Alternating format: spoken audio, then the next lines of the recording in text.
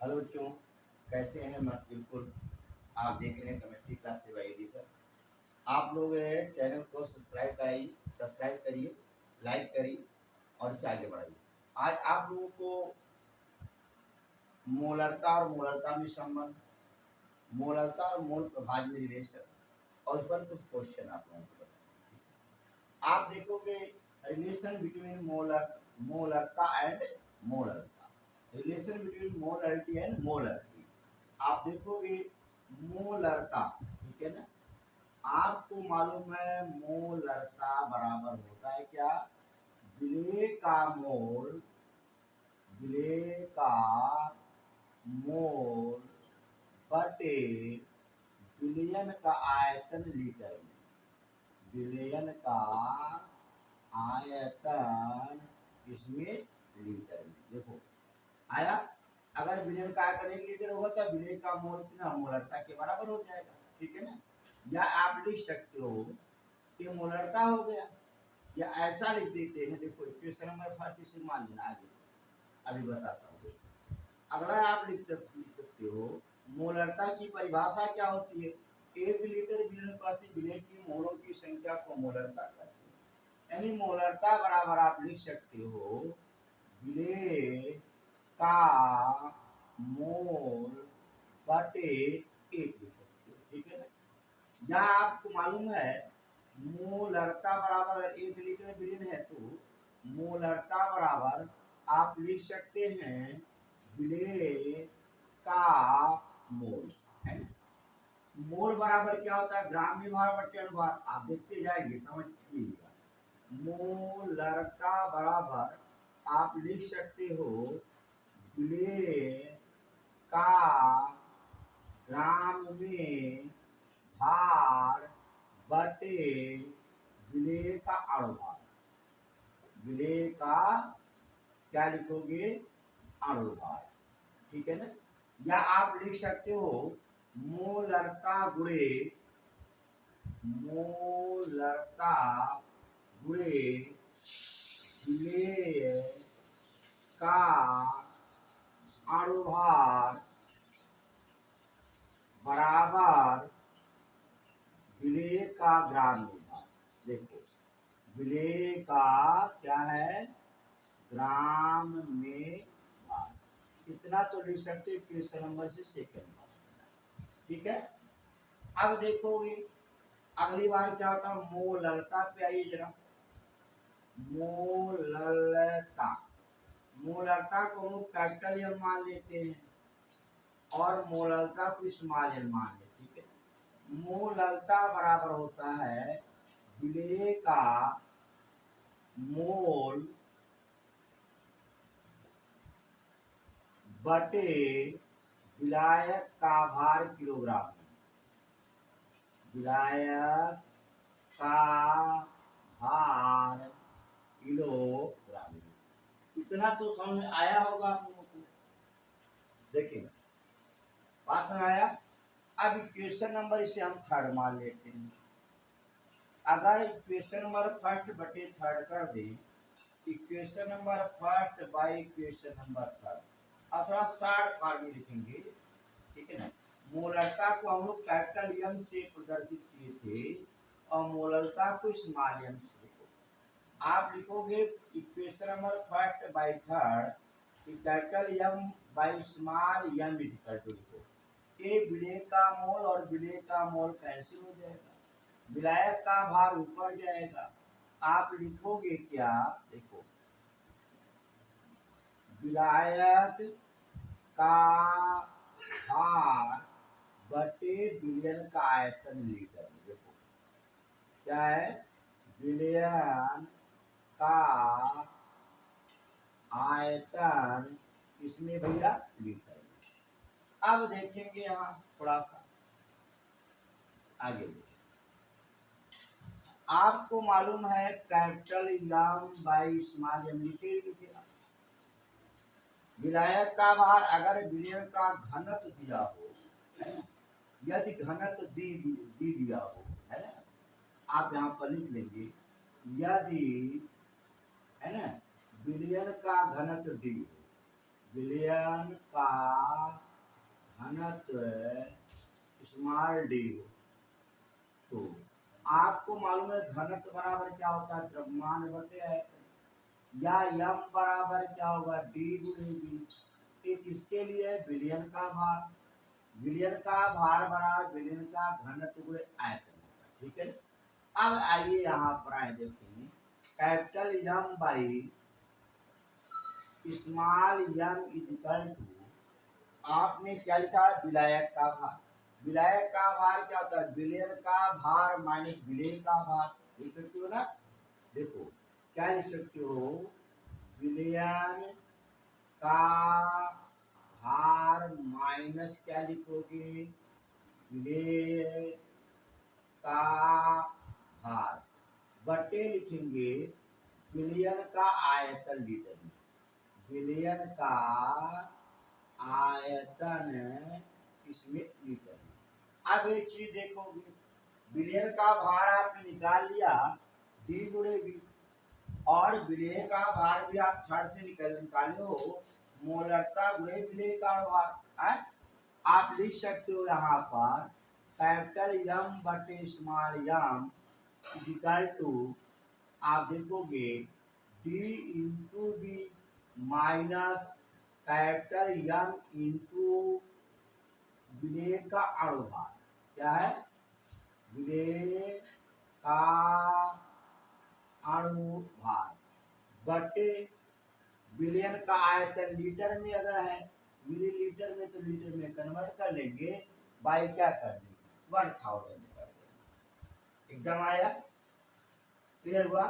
या आप देखोगे, अब यहां से मिटा दे रहा हूं, देखिएगा इक्वेशन नंबर 3 से मालूम है आपको, मालूम विलयन का भार माने विलय का भार, विलयन का भार क्या है, विलयन का घनत्व गुणे आयतन, विलय का भार आपने निकाला ही था, मोलरता गुणे विलय का भार बराबर क्या होता है, विलय का भार, विलयन माइनस विलय का भार बराबर क्या हो जाएगा, विलायक का भार, आपको मालूम हो जाएगा। यहाँ से देखो सूत्र पर, विलायक का भार है ना, विलायक का भार बराबर क्या होता है, विलयन का भार माइनस विलय का भार, विलयन का भार आपने निकाल ही दिया था, विलय का भार आपको मालूम। बात क्लियर, देखिए समझ में आया, नोट कर ले, थोड़ा सा बोर्ड छोटा पड़ रहा है, दिक्कत हो रही है, मिटा दें। आगे बढ़ता हूँ बेटा, देखो अब इसी पर सवाल डायरेक्ट आते हैं, डायरेक्ट लगाइएगा, या आपको जो भी है इस टाइप से करिएगा, ठीक है। आप देखो, या capital M by small Yama equal to मोलरता बटे मोलरता इक्वल टू, आप लिखोगे क्या भाई, डी बी माइनस मोलरता गुणे विलय का अणुभार, है सीधे लिखेंगे, क्या लिखेंगे, विलय का अणुभार बटे 1000। अब देखोगे यहाँ पर, अगर इसको हम यही रिलेशन बना दे, क्या दिक्कत है, आसान पड़ेगा, यही रिलेशन लिखिएगा, या आप थोड़ा सा और से सुधार कर सकते हैं, और सुधार सकते हैं, कैसे सुधारोगे, देखो या आप लिख सकते हो मोलरता, या स्मॉल यम मोलरता बराबर पलट दे, ऐसा कर दे, स्मॉल यम बटे कैपिटल यम बराबर है ना 1000 बटे डीवी माइनस कैपिटल यम गुणे, आप क्या लिख सकते हो, विलय का अणुभार, कितना समय आगे, या आप लिख सकते हो स्मॉल यम बराबर 1000 गुणे कैपिटल यम बटे, देखो है ना, यहाँ पर लिखेंगे D into B minus capital M गुणे क्या लिखेंगे, विलय का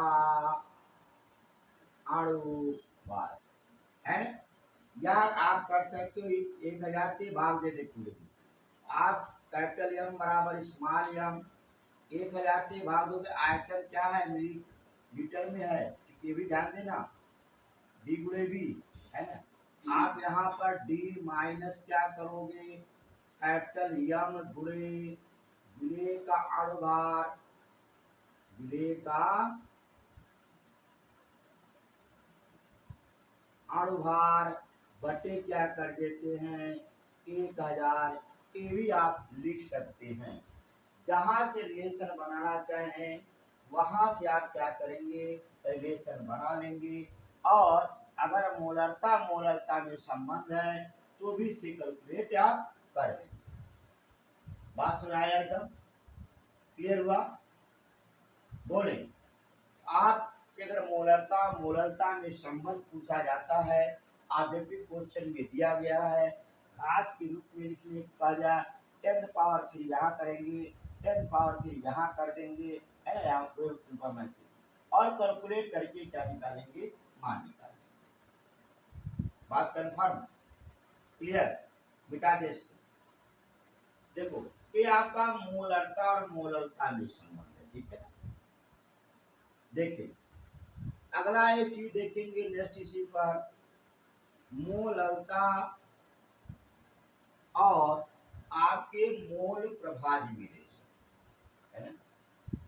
यानी कि आपका क्या निकालना है, मोलरता और मोल प्रभाज्य विलेय, ये विद्यार्थी relation between molarity and mole fraction, मोलरता तथा मोल प्रभाज्य में रिलेशन, ध्यान देना, मोलरता और मोल प्रभाज्य।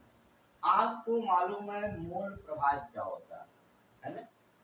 मोल प्रभाज्य किसे कहते हैं, प्रभाज्य मीन्स होता अंश, प्रभाज्य मीन्स क्या होता है, अंश। किसमें अंश, विलयन में। विलयन में क्या होता है, विलय और विलयक होते हैं। आप देखोगे अगर मोल प्रभाज्य की डिफिनेशन पूछा जाता तो आप बताते हो, विलयन में विलय अथवा विलायक के मोलों का अंश, विलयन के कुल मोलों में विलय अथवा विलायक के मोलों का अंश, उसका मोल प्रभाज्य का आया। विलयन में दो पार्ट होते हैं ना, प्रभाज्य में उसका अंश, हिस्सेदारी, हिस्सेदारी। जैसे एक बाप के दो बच्चे, बाप के पास 10 बीघे खेत है, एक का हिस्सा कितना हुआ 5/10 और दूसरे का हिस्सा भी कितना हुआ 5/10, यानी 10 में दोनों का 5-5 बीघा, लेकिन किसमें, पिता में। तो सेम तरीका यहाँ भी होता है प्रभाज में, है ना। प्रभाज की बात होती है अंश, किसका अंश, हम की विलयन पढ़ रहे हैं, विलयन में दो पार्ट होते हैं, विलय और विलायक होता है, विलय का अंश और विलायक अंश।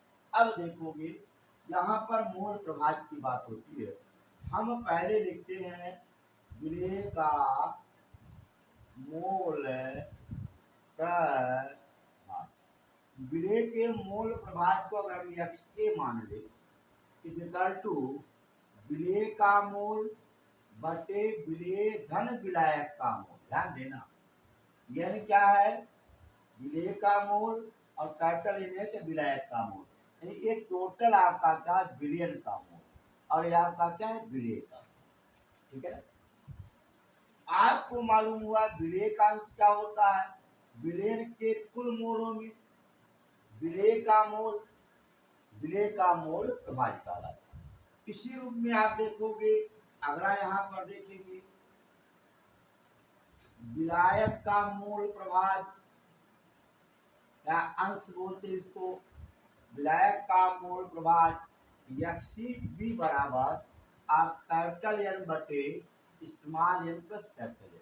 अर्थात विलायक में क्या होता है, विलायक का मोल, विलयन के कुल मोलों में विलय का मोल, विलायक का मोलों का अंश, विलायक का मोल, विलयन के कुल मोलों में विलय के मोलों का अंश, विलय का मोल प्रभाज्य कहलाता है। अब एक चीज आप ध्यान दीजिए, अगर हम समीकरण फट बटे से करें, यानी कि विलय का मोल प्रभाज्य बटे आप लिखोगे विलायक का मोल प्रभाज्य XA बटे XB बराबर, आप देखोगे ये कैंसिल होगा, स्मॉल n बटे आप कैपिटल N, स्मॉल एन क्या है, विलेय का मोल। कैपिटल एन क्या है, विलायक का मोल। अब देखते जाए, X A by X B बराबर है, विलेय का मूल क्या होता है, विलेय का ग्राम में भार बटे अणुभार, यानी कि स्मॉल डब्ल्यू बटे स्मॉल एम बटे कैपिटल डब्ल्यू बाई आपका कैपिटल। यहाँ पर लिख दें, जहाँ स्मॉल डब्ल्यू इक्वल टू विलेय का ग्राम में भार, विलेय का ग्राम में भार, और स्मॉल एम विलेय का क्या है, अणुभार। कैपिटल डब्ल्यू क्या है, आपका विलायक का ग्राम में भार, विलायक का ग्राम में भार, और कैपिटल एम क्या है, विलायक का अणुभार।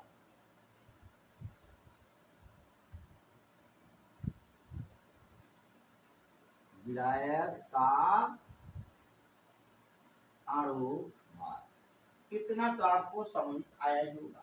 या आप एक काम कर सकते, देखो एक्स ए बटे एक्स बी बराबर है, आप लिखोगे क्या, small W by small M, ये यहाँ जाएगा और ये कहाँ, यहाँ जाएगा, ये अणुभार यहाँ जाए, ग्राम में भार यहाँ जाएगा, बराबर कैपिटल एम बटे क्या लिखोगे, कैपिटल डब्ल्यू। आया। अगर एक काम करते हैं, एक्स ए बटे एक्स बी लिखो, स्मॉल डब्ल्यू बटे स्मॉल इंटू, एक काम करें, 1000 बटे capital W into capital M बटे 1000 करें, कोई फर्क। अब लेकिन देखो, ये इतना क्या होगा, मोललता के बराबर होगा, क्योंकि अगर इसको हम नीचे लाएंगे तो विलेय का ग्राम में भार बटे अणुभार बटे विलायक का भार किलोग्राम में, है ना, ये आपका मोललता हो गया। एक्स ए बटे एक्स बी मालूम हो गया। यहाँ देखो, अब लिखेंगे हम, देखो एक्स ए बटे एक्स बी बराबर मोललता गुणे, ये यम क्या है, कैपिटल विलायक का अणुभार, देखो क्या है, विलायक का अणुभार बटे आपका 1000। समझ में आ गया, इतना की नहीं आया। देखो अब एक चीज देखोगे, यहाँ एक्स और एक्स बी में रिलेशन, दोनों का मान सदैव एक होता है, ध्यान देना। अगर इन दोनों को जोड़ दो, देखो इन दोनों समीकरण से X A plus X B बराबर आप जोड़ोगे, जोड़ना तो आता ही होगा आपको, small N plus capital N बटे small N plus capital N, दोनों के लिए आपको एलसीएम क्या होगा, एलसीएम जब लोगे small N plus capital N या small N plus capital N बचेगा, ये कट जाएगा, एक हो जाएगा, अर्थात आप लिखोगे x A plus X B बराबर 1। अब एक वैल्यू दी गई हो, दूसरा आप निकाल लेंगे ना। आप देखो, अगर एक्स ए बराबर लिखोगे 1 माइनस एक्स बी, नहीं लिख सकते, या ऐसा भी लिख सकते हो, देखो एक्स बी बराबर 1 माइनस एक्स ए, कोई दिक्कत, आप कोई वैल्यू पुट करके मान निकाल सकते हो। देखो या करके आप देखेंगे, एक्स एक स्थान पर हम लिखते हैं 1 माइनस एक्स बी बटे एक्स बी इक्वल टू मोललता गुणे विलेय का ग्राम में भार है, यानी कि विलेय क्या है, ये क्या है, कैपिटल विलायक का ग्राम में भार है, विलायक माने यश लिख देता हूँ, सॉल्वेंट बटे क्या कर दोगे 1000 कैलकुलेट करके मान निकाल सकते हो। या आप ऐसा लिख सकते हो, देखो ऐसा लिख सकते हो X A by 1 minus X A equal to capital M गुणे विलायक का अणुभार, विलायक का अणुभार बटे 1000। अब देखिए, आप देखें इसी पर बढ़िया बढ़िया आपके क्या है सवाल आते हैं, ठीक है ना। कन्फर्म हुआ। आपको मोललता और मूल प्रभाज बताएंगे, मूल प्रभाज की परिभाषा बताएगी, मूल प्रभाज होता क्या है ना। प्रभाज में अंश होता है, किसमें अंश बोला गया, विलयन में। क्या होता है, विलय और विलायक होता है। आज से मूल प्रभाज की परिभाषा पूछती है तो प्रभाज माने अंश होता है, किसमें अंश, विलयन में। विलयन में कौन को विलय और विलायक होता है, विलयन के कुल मूलों में विलय और विलायक के मूलों का अंश उसका मूल प्रभाज कहलाता है। ये दो प्रकार का होता है, विलय का मूल प्रभाज, विलय के कुल मूलों में विलय के मूलों का हिस्सा अंश उस विलय का मूल प्रभाज। विलायक के बारे में पूछा जाता है तो विलय के कुल मूलों में विलायक के मूलों का अंश उसका मूल प्रभाज है। इन दोनों का योग सदैव कितना एक होता है। अब इसी के बाद आप डेरिवेशन पढ़ते हैं कि मोललता तथा मूल प्रभाज में अगर संबंध देता है, आपको मालूम हो गया संबंध कैसे निकालेंगे। Confirm, clear. अब इसी पर आपको आज मोललता मोललता भी संबंध बताया और मोललता तथा मूल प्रभाज के मध्य रिलेशन बताएंगे। इसी पर एक दो सवाल हो जाए, मजा आ जाए, तब और अच्छा लगेगा। इस पर लिखवाए फिर मोललता और मोललता पर रिलेशन पे डायरेक्ट सवाल लगवा देते बेटर। नोट्स बनाते रहे, कॉपी पेन लेके बैठे तभी मजा आएगा, ऐसे मजा नहीं आता है ना।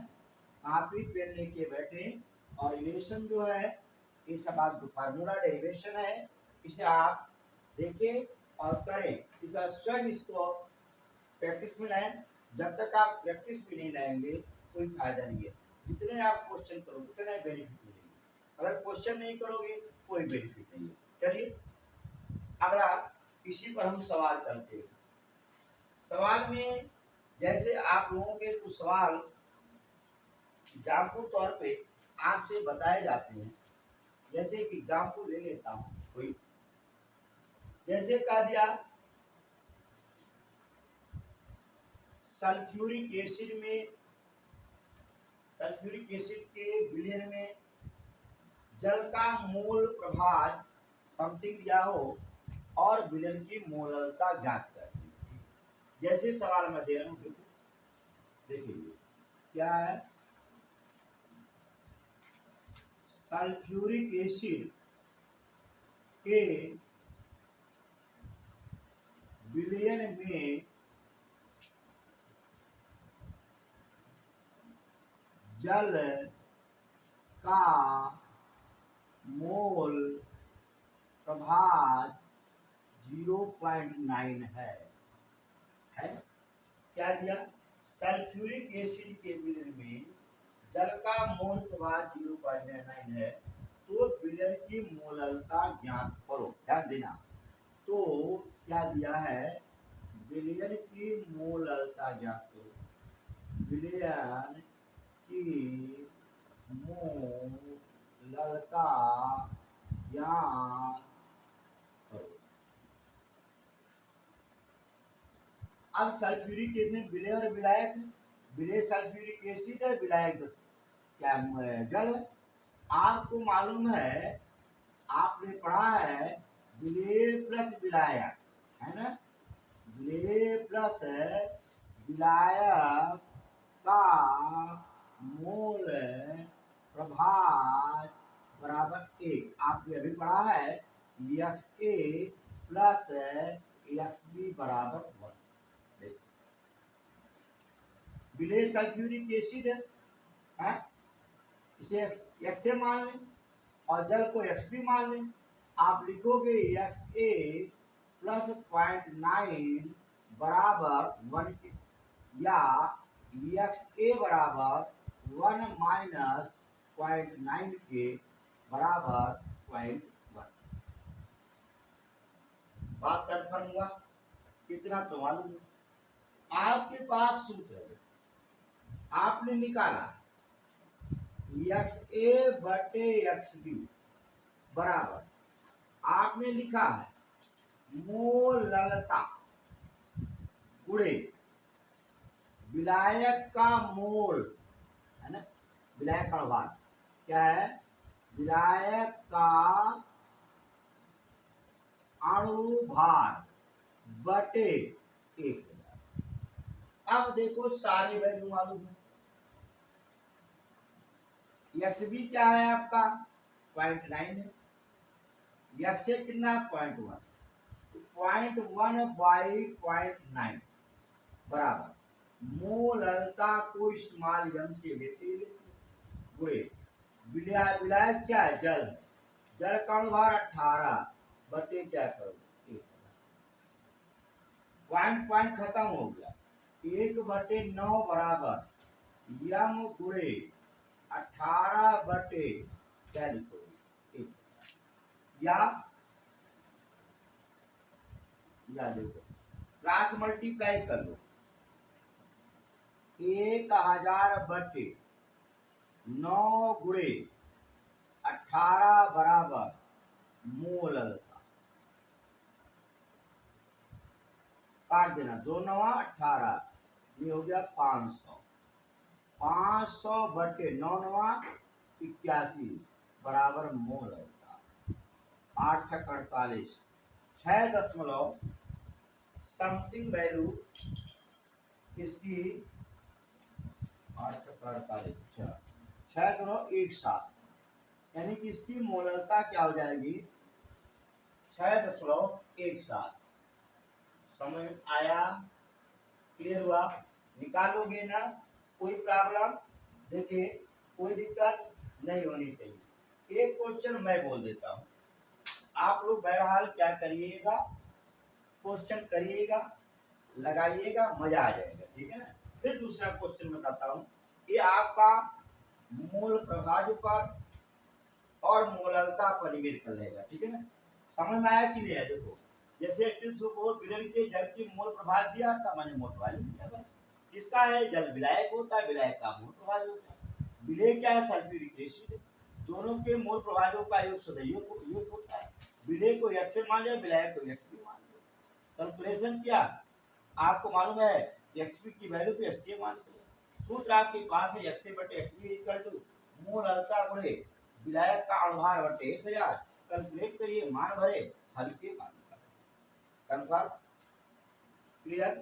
एक सवाल दे दे, आप लोग इसे करिएगा, बढ़िया सवाल है, अच्छे सवाल है, इस पर भी आप लोग ध्यान दिए रखिए।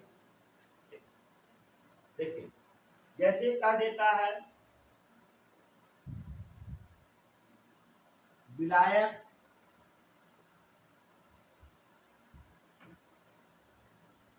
बेंजीन का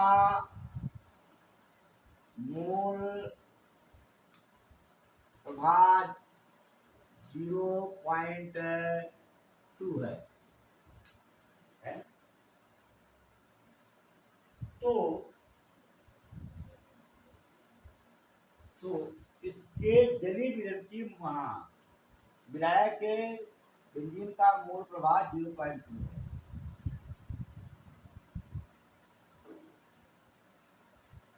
तो इसकी मोललता की गणना करो, इसकी मोललता की गणना करो। आपको मालूम है आप विलेय से कोई महत्व नहीं है, विलेय के अनुभार से, विलेय के भार से, क्योंकि फार्मूला में आपने सीधे पढ़ा है कि विलेय का मोल प्रभाव बटे विलायक का मोल प्रभाव बराबर मोललता गुणे विलायक का अणुभार बटे 1000। तो विलेय का न तो ग्रामीण भार से मैंने कोई मतलब रखा, न तो विलेय के अणुभार से कोई मतलब रखा, विलायक का अणुभार दिया था और यहाँ पर विलायक दे दिया गया है, और बाकी हमें विलय से कोई मतलब नहीं होता है। आप सीधे मोललता विलयन का मोललता ज्ञात करो तो आप विलयन की मोललता की गणना कर लेंगे, ठीक है ना।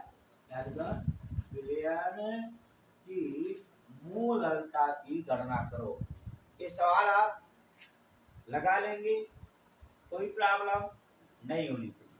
एक रिलेशन दे रहा हूं क्योंकि मैंने मोललता में रिलेशन बनाया था। आप एक काम करिएगा, मोललता और मोललता में बनाइएगा, ठीक है ना। मैंने मोललता और मोललता में बनाया था रिलेशन, आप क्या करिएगा मोललता और मोललता में, ठीक है। आया ठीक टाइप से जो सवाल है, सवाल आप लोग क्या करेंगे, करते रहें। आज आपको बताया गया मोललता मोललता में रिलेशन, मोललता मोल प्रभाज में रिलेशन। इसके पहले आपको नॉर्मलता मोलरता में संबंध बताया गया है।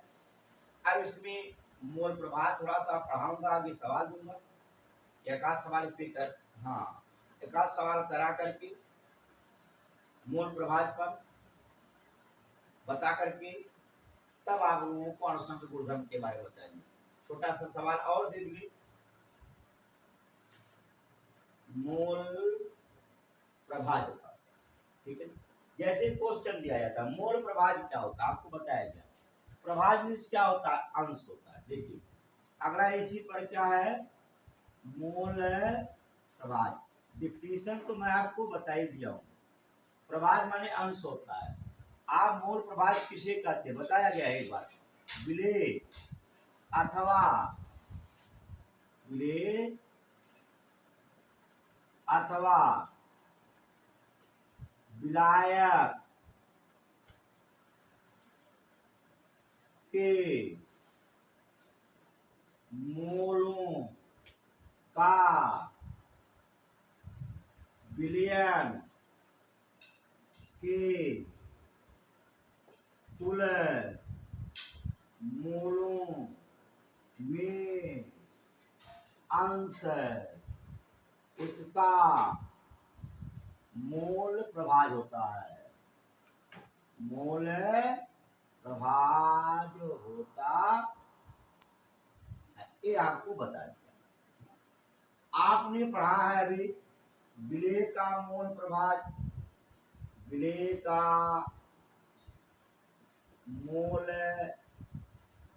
प्रभाज बराबर विलेय का मोल, विलेय का मोल बटे विलेय धन विलायक का मोल। अलग अलग निकालिएगा, ऐसा ना करके जोड़िएगा, विलेय का मोल निकालिए तब विलायक का मोल निकालिए, ठीक है ना। या इससे हम ऐसा लिख सकते हैं स्मॉल एन बटे small N plus capital N. Small N क्या है, विलेय का मोल, कैपिटल एन क्या है, विलायक का मोल, ठीक है। अगर इसी में निकाला जाए विलायक का मोल प्रभाज, देखिए विलायक का मोल प्रभाज बराबर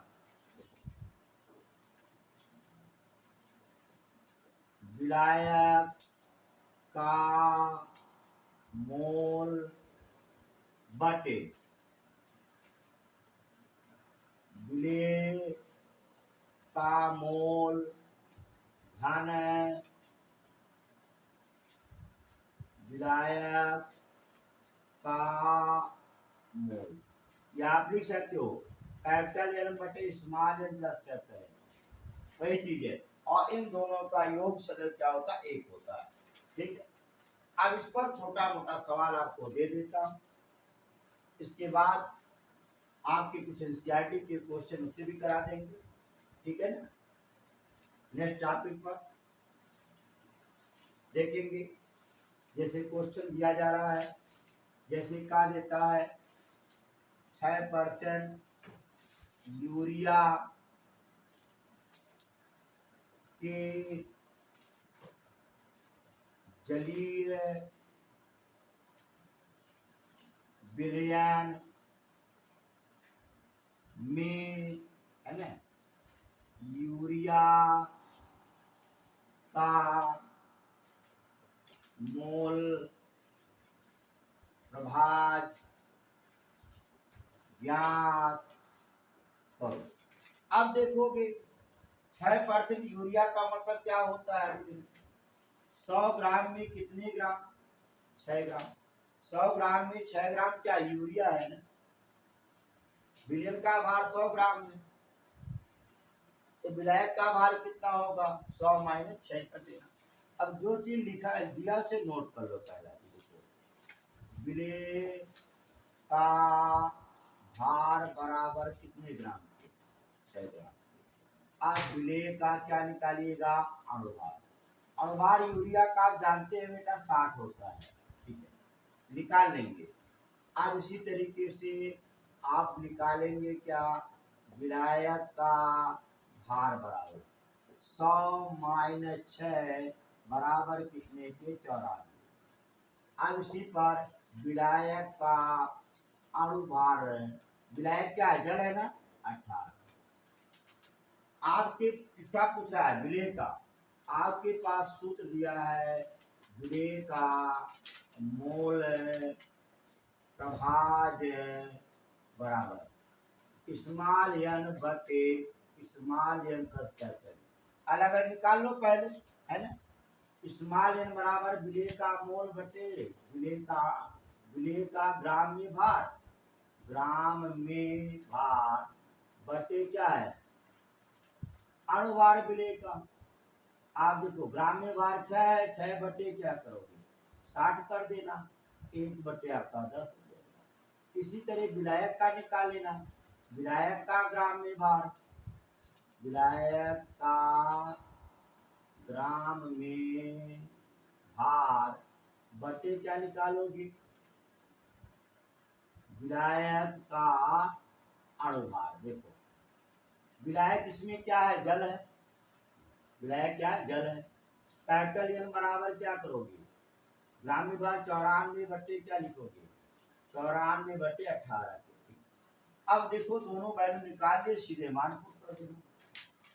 6 बटे 10 बटे 6 बटे 10 घन, अरे सॉरी 1 बटे 10 यहाँ पर, हाँ 1 बटे 10, यहाँ पर क्या है?